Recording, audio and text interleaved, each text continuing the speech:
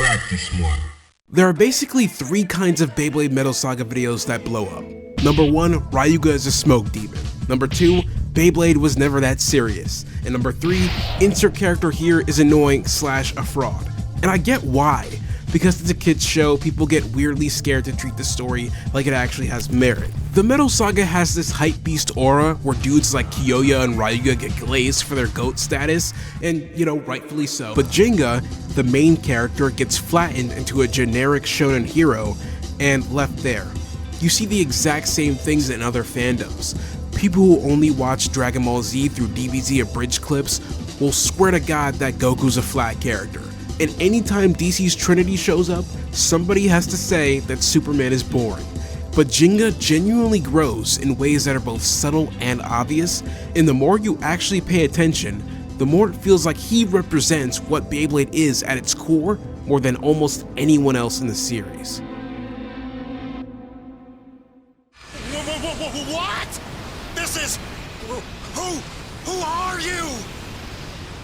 Me? I'm just a bleeder!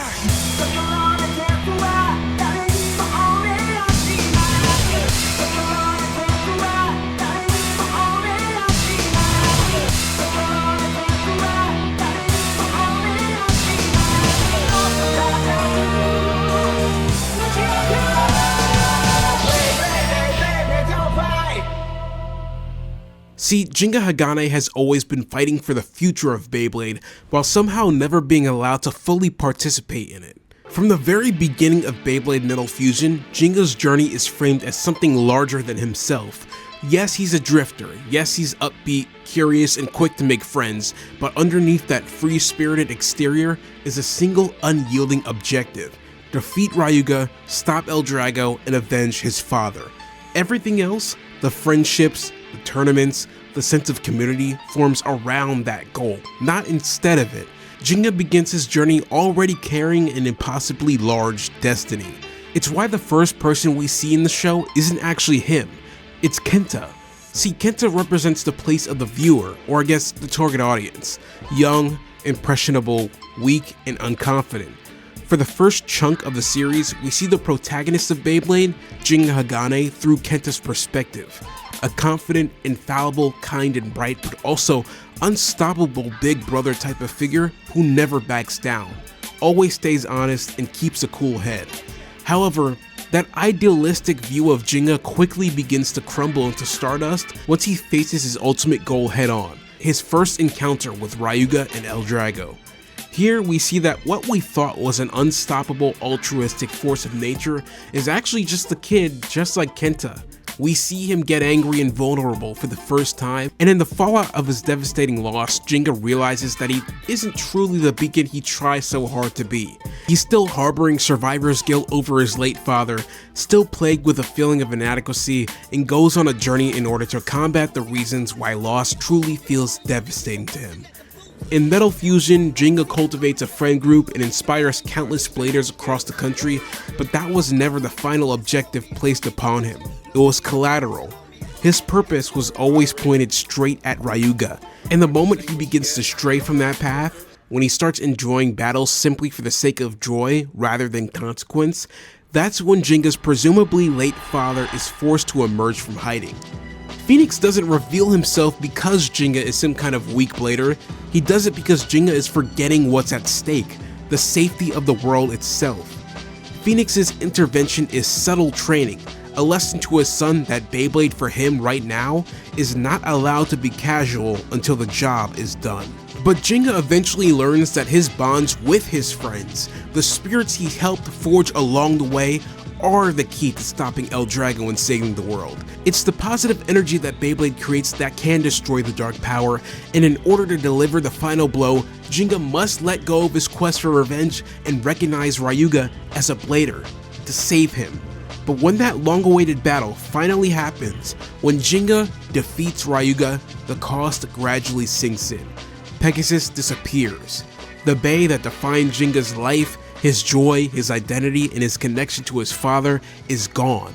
It feels like Gingka doesn't even get to celebrate. Beyblade isn't, a melancholic show, so we're not exactly shown the extent of it, but don't you think that would leave most people hollowed out? I mean, to us, this is a piece of fucking plastic. But to the characters in-universe, this is an extension of a person's spirit. In the next season, Metal Masters, Gingka and Team Japan initially enter the World Championships with a single linear goal: test their strength and become the strongest team in the world. For once, it almost feels like Gingka might get to just play. But that illusion doesn't last. The American company Hades Inc. hijacks the entire meaning of the tournament. The arrangement system turns Beyblade into mass-produced warfare, creating artificial bladers designed to strip individuality and spirit from the sport. The floating Hades city escalates conflict into something existential, and what should have been about testing one's limits becomes another burden, another crisis, another reminder that Gingka is just not allowed to exist in a peaceful Beyblade world. And by the time that arc ends, Pegasus is damaged beyond repair again. Then comes Metal Fury, and any remaining illusion of freedom is completely erased. From almost the very beginning, Pegasus evolves mid-battle against Kyoya's Leon, and Gingka is immediately thrust into the role of legendary blader. Once again, the world's survival is placed squarely on his shoulders. His new goal is clear and overwhelming: find the remaining 7 legendary bladers and prevent the resurrection of Nemesis, the Black Sun, the literal end of all things. Just like in Metal Fusion, Gingka forms bonds, inspires people, and brings others together, but none of it is optional. Every connection is formed under the weight of impending annihilation. Even though it seems like he is, Gingka is never really choosing his path. It feels like he's being drafted into it. By the end of Metal Fury, Gingka has carried the hopes and dreams of every single blader on the planet. During the final battle with Rago, he fights beyond his own strength and absorbs the blader spirit of millions of bladers from across the globe. We see named characters, but we can also assume that there are unnamed legends, people we'll never meet. And when the dust settles and Nemesis is defeated, Pegasus is once again too withered to battle. The world is saved. By the time Gingka and Kyoya have their final battle at the end of the 3rd season, it seems like Gingka is finally going to have the life of Beyblade that he's been fighting for all this time. And I want to add on to that. That's the quiet truth about Gingka Hagane. He's a free spirit by nature, but he's always been the one protecting the Beyblade world instead of truly living in it. He's been a guardian, a symbol, a rallying point, but never just a person allowed to exist without obligation.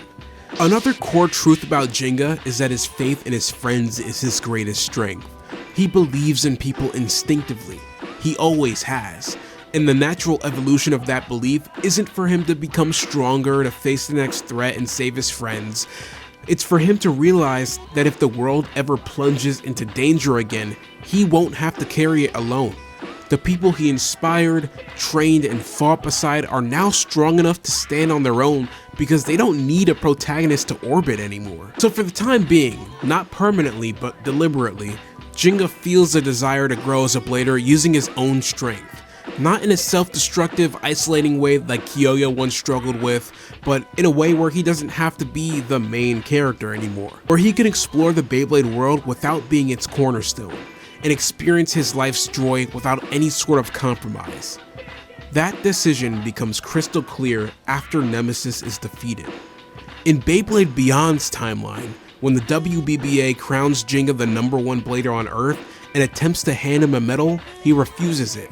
And that one decision tells you everything you need to know about Gingka and who he is at his core. During his final battle with Rago, Gingka saw something most bladers never will. By channeling the spirits of so many fighters, he realized that the world is still full of bladers stronger than him. Obviously not in rank or fame, but in spirit. That realization would discourage any lesser blader, but it liberates Gingka. So instead of claiming the spotlight, Gingka leaves the city, a choice that's fully his. As an adult, Gingka becomes a wanderer once more. But unlike the boy we first met in Metal Fusion, he isn't chasing El Drago or running towards danger. This time, he's traveling for himself. He becomes a myth again, recognized only through blurry photos and half-confirmed sightings in remote areas. Fans and paparazzi chase rumors, but Gingka avoids them effortlessly. He takes hidden routes, he sticks to small towns, he travels late. He doesn't own a phone with good reception. The one he uses to blog and document his burger reviews is a busted flip phone from however long ago, but Gingka still keeps up with his friends from time to time. And yes, Gingka Hagane is a food blogger now. He hits local burger joints across the globe, takes on absurd eating challenges, leaves short, heartfelt reviews, and disappears before the next customer can even confirm it was really him. He's not famous anymore in the traditional sense, and that doesn't bother him, because Gingka has no looming crisis. And at the end of the day, that's the point. Wing Pegasus LW105 LRF evolves alongside him. Its red color is a deliberate nod to his father Phoenix. It moves freely and without obligation, just like Gingka, who in the end decided that a more streamlined bay, less reliant on the gimmicks of its 4D system, would benefit his journey in the long run. By stripping away the intricate mode-changing mechanics of the final drive bottom and the multi-layered cosmic wheel, Gingka opts for a purer, more skill-focused approach to battle. Wing Pegasus' spin track and performance tip seem counterintuitive for right-spinning Beyblade. The left wing 105 spin track features 3 small wings angled to push air upwards when spinning left, providing stability and downforce for left-spinning Beyblades like Meteor El Drago. Similarly, the left rubber flat performance tip is designed with a star-like shape featuring 6 curves that point counterclockwise, originally intended to maximize friction and speed for left spinning attacks. When these parts are placed on a right spinning Beyblade like Wing Pegasus, the opposite would happen.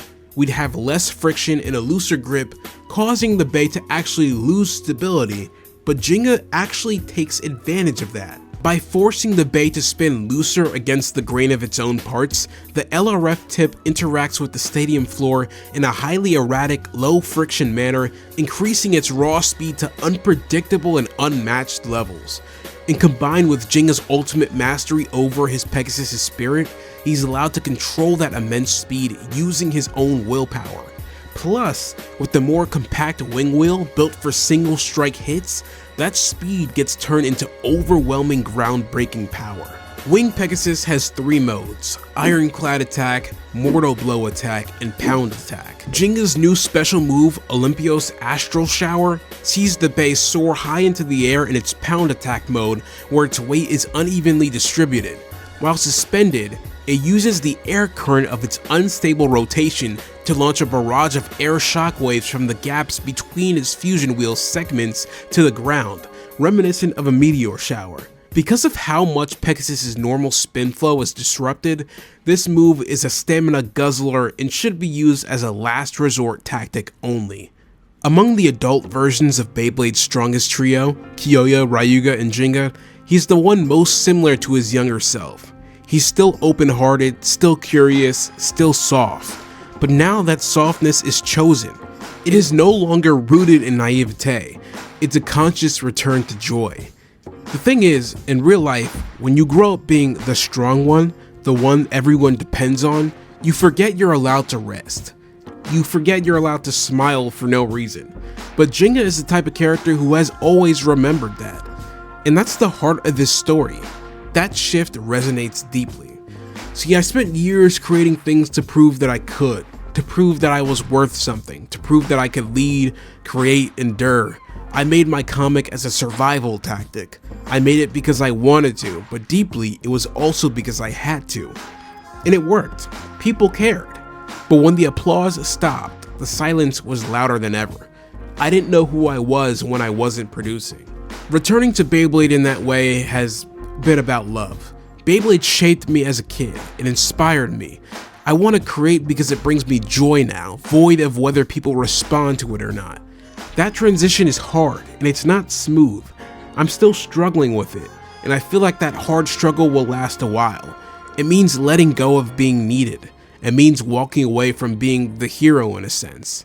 It means realizing that sometimes healing looks like rest. And I think Gingka finally gets to do that.